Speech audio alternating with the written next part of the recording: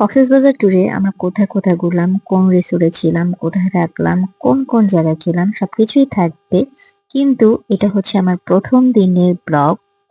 একটা ব্লগে অনেক কিছু অ্যাড করলে দেখা যাবে অনেক বড় হয়ে যাবে ব্লগটা, আপনাদের জন্য দেখতে অসুবিধা হবে, আমার জন্য ব্লগটা অনেক বড় হয়ে যাবে। তো তাই আমি পার্ট ওয়াইজ আপনাদের সাথে শেয়ার করব।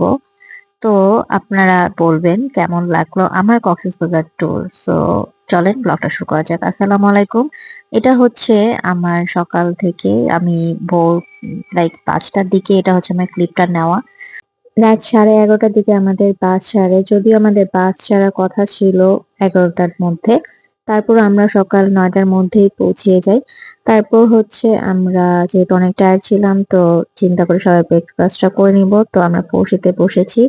তো আমরা ব্রেকফাস্ট করার জন্য অর্ডার দিয়েছিলাম পরোটা, নান, ভাজি, ডাল ভাজি, আলু ভাজি, আর সবার জন্য ছিল চা রিফ্রেশমেন্টের জন্য। চাটা আসলে অনেক মজার ছিল। তো আব্বুর সাথে ভাইয়া কথা বলছিল। আব্বু জানি ভাইয়ের সাথে কি কথা বলছিল, ফান করছিল। এন্ড ভাবি ভাইয়ের সাথে কথা বলছিল। তারপর আমরা চলে যাই আমাদের রিসোর্টে। আমাদের রিসোর্টের নাম ফুয়াং ডমিনোস রিসোর্ট। যে রিসোর্টটা হচ্ছে হোটেল এটা। খুবই সুন্দর, খুবই ওয়েল ডেকোরেটেড এন্ড আমি বলবো না অনেক বেশি এক্সপেন্সিভ। হ্যাঁ, এক্সপেন্সিভ আছে বাট অনেক ভালো একটা পরিবেশ। লাইক আমার কাছে অনেক বেশি পার্সোনালি ভালো লেগেছে। আর একটু নিরিবিলি পরিবেশ, যেহেতু আমার নিরিবিলি পরিবেশ অনেক পছন্দ। তো আমরা চেক ইন টাইম হচ্ছে 12টা। তো আমরা যেহেতু আগে চলে এসেছি, তারপর আমরা হচ্ছে একটু ঘুরে ঘুরে এক্সপ্লোর করছিলাম। আমি ভাবি, আপু, আমরা সবাই ছিলাম। আর আমার দুলা ভাইয়ের বোন আর দুইটা বেবি ছিল। যেহেতু দুলা ভাই আমাদের সবাইকে ট্রিট দিয়েছে তার অ্যানিভার্সারিতে, তাই স্পেশালি কক্সবাজার আসা। এই শোন, এই শোন, আমরা আসছি ঢাকা থেকে। তুই এখানে থাকিস? ইট ওয়াজ আ ফান পার্ট, যেহেতু আমি অনেক পেট লাভার, আমার অ্যানিমেল অনেক বেশি ভালো লাগে, ডগ, ক্যাট। এটা হচ্ছে কয়লা রেস্টুরেন্ট। সবাই জানেন কয়লা রেস্টুরেন্টের সি ফুড অনেক বেশি মজা। আমাদের রিসোর্টের সাথে ছিল। কি হয়েছে তোমার? কি করতে চাচ্ছে বলো?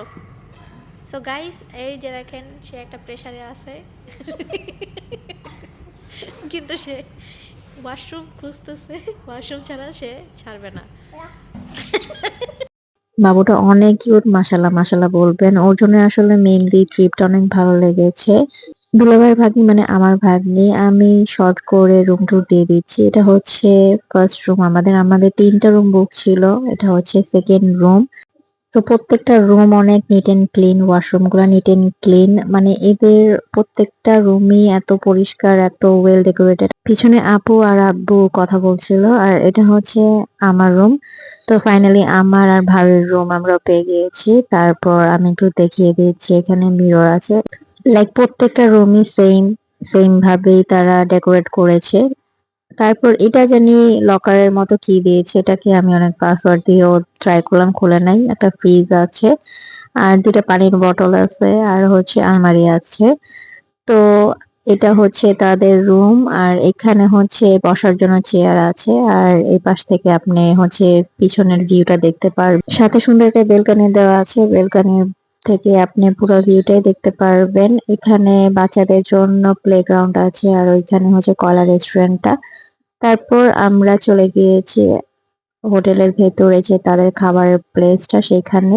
সেখান থেকে আপনি চমৎকার একটা ভিউ পাবেন, সেটা হচ্ছে সমুদ্র দেখে দেখে আপনি লাঞ্চ, ডিনার, ব্রেকফাস্ট করতে পারবেন। তো এটাও একটা ভাগ্নি, ও আবার বলেছিল যে আন্টি এখানে আসো, এখানে অনেক সুন্দর দেখা যাচ্ছে। তো ও আমাকে অনেক হেল্প করেছে কোথায় কোথায় ভিডিও করার জন্য যেতে হবে। তো অল ওভার দিনটা অনেক বেশি ভালো ছিল। আর অনেক বেশি ভালো লাগছিল বিকজ ফ্যামিলি নিয়ে ট্যুর দেওয়াটা মাশাল্লাহ আলহামদুলিল্লাহ অনেক ভালো কেটেছে।